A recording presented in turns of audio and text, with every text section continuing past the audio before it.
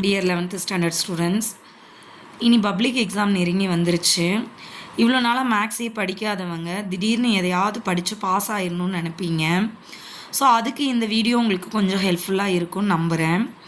இப்போது நான் கொடுத்துருக்குற கொஸ்டின்ஸ் எல்லாமே ரிப்பீட்டடாக கேட்குற கொஸ்டின்ஸாக இருக்குது. அதுக்காக இதை மட்டுமே படித்தா நான் நிறைய மார்க் வாங்கிடலாமா அப்படின்னா அப்படி அல்ல.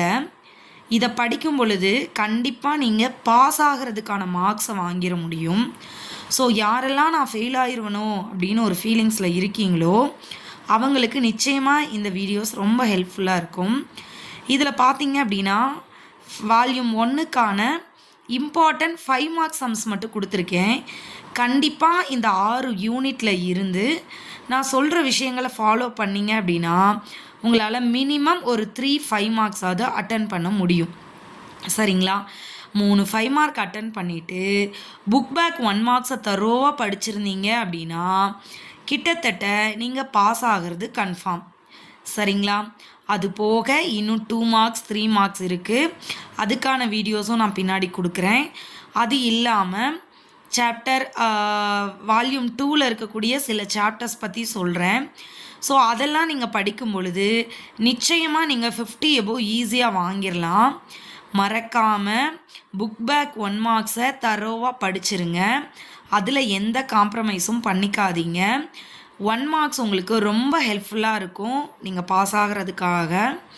இப்போ நான் சொல்ல போகிறத நீங்கள் ப்ராப்பராக ஃபாலோ பண்ணிங்க அப்படின்னா ஈஸியாக 50 எபோவ் வாங்கி நீங்கள் பாஸ் ஆகிடலாம். சென்டம் வாங்குறவங்களுக்கு இது ஹெல்ப் பண்ணுமா அப்படின்னா கிடையாது. திரும்பவும் சொல்கிறேன், இது வரைக்கும் நான் மேக்ஸே படிக்கலைங்க, இனிமேல் தான் படிக்க ஸ்டார்ட் பண்ண போகிறேன், அப்போ என்னெல்லாம் படித்தா நான் பாஸ் ஆயிடுவேன் அப்படின்னு ஒரு கொஸ்டினோடு நிற்கிறாங்க இல்லையா, அவங்களுக்கு இந்த வீடியோ ஹெல்ப்ஃபுல்லாக இருக்கும். சரிங்களா? சென்டம் வாங்கணும் இல்லை எபோவ் 80-90 வாங்கணும் அப்படின்னு நினைக்கிறவங்களுக்கு கண்டிப்பாக இது ஹெல்ப் பண்ணாது. சரிங்களா? இப்போ பாருங்கள், வால்யூம் 1ல் யூனிட் 1 நான் ஒன்லி 5 மார்க் கொஸ்டின்ஸ் மட்டும் தான் கொடுக்குறேன். இன்னும் 2 மார்க் 3 மார்க்கு தனியாக தரேன் உங்களுக்கு. சரிங்களா? 5 மார்க் கொஸ்டினில் யூனிட் 1ல் எக்ஸாம்பிள் 1.13, 1.29, 1.30 இந்த 3 சம் பார்த்துக்கோங்க. அதே மாதிரி எக்ஸசைஸ் 1.2ல் சம் நம்பர் 9. சரிங்களா? 1.3ல் 2, 3, 10 கிட்டத்தட்ட இந்த சம்ஸை மட்டும்தான் திரும்ப திரும்ப கேட்டுகிட்டே இருக்காங்க. ஸோ அதனால் இதை மட்டும் நல்லா தெளிவாக பார்த்துக்கோங்க. இதில் இந்த 10th சம்மும் இந்த எக்ஸாம்பிள் சம் 1.29ம் பார்த்தீங்கன்னா பார்க்குறதுக்கு ஒரே மாதிரி இருக்கிற மாதிரி இருக்கும். பட் அந்த மாடுலஸ் ஆஃப் எக்ஸில் டிஃப்ரென்ஸ் இருக்கும்.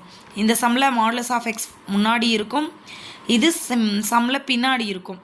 ஸோ அதனால் அதில் கன்ஃபியூஸ் பண்ணி சம்மை தப்பு விட்டுறாதீங்க. அதை கொஞ்சம் தெளிவாக பார்த்துக்கங்க. ஸோ ஃபஸ்ட் சாப்டரை பொறுத்தளவுக்கு இதில் ஒரு 6, இதில் ஒரு 4, மொத்தம் 7 சம் பார்த்தீங்கன்னா நிச்சயமாக ஒரு 5 மார்க் நீங்கள் அட்டன் பண்ணிடலாம். சரிங்களா? அடுத்ததாக யூனிட் 2 எடுத்துக்கிட்டிங்க அப்படின்னா எக்ஸாம்பிள் 2.13, 2.24. சரிங்களா? அதே மாதிரி 2.5ல் இருக்கிறதே 2 சம் தான், அந்த 2 சம்மும் பார்த்துருங்க. 2.8ல் 3 சம் இருக்குது. அடுத்து இந்த 3 சம்மையும் தரவோ பார்த்துருங்க. 2.12ல் 10th சம். சரிங்களா? இது மட்டும்தான் திரும்ப திரும்ப கேட்குறாங்க. அதுலேயும் இந்த 2.5ம் 2.8ம் நீங்கள் ரொம்ப கன்ஃபியூஸ் பண்ணுற அளவுக்கோ இல்லை புரிஞ்சுக்க முடியாத அளவுக்கோ கிடையவே கிடையாது. ஜஸ்ட்டு இன்டர்வல் பிரேக் பண்ணி அதில் பாசிட்டிவாக நெகட்டிவான்னு எழுதுனீங்கன்னா உங்களுக்கு ஈஸியாக 5 மார்க்ஸ் கிடச்சிரும். ஸோ அதனால் அந்த சம்மை மறக்காமல் நல்லா பார்த்துக்கோங்க. கண்டிப்பாக அதுலேருந்து ஒரு சம் வரும்.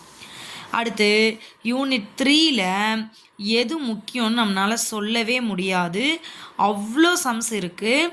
அதில் நான் எதை படித்தா பாஸ் ஆகலாம் அப்படின்னா தியரம் 3.2, தியரம் 3.7, எக்ஸாம்பிள் 3.58, 3.62.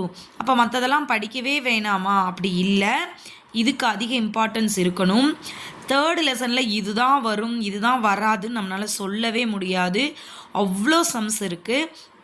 இருந்தாலும் என்னால் அவ்வளோலாம் படிக்க முடியாதுன்றவங்களுக்கு இது.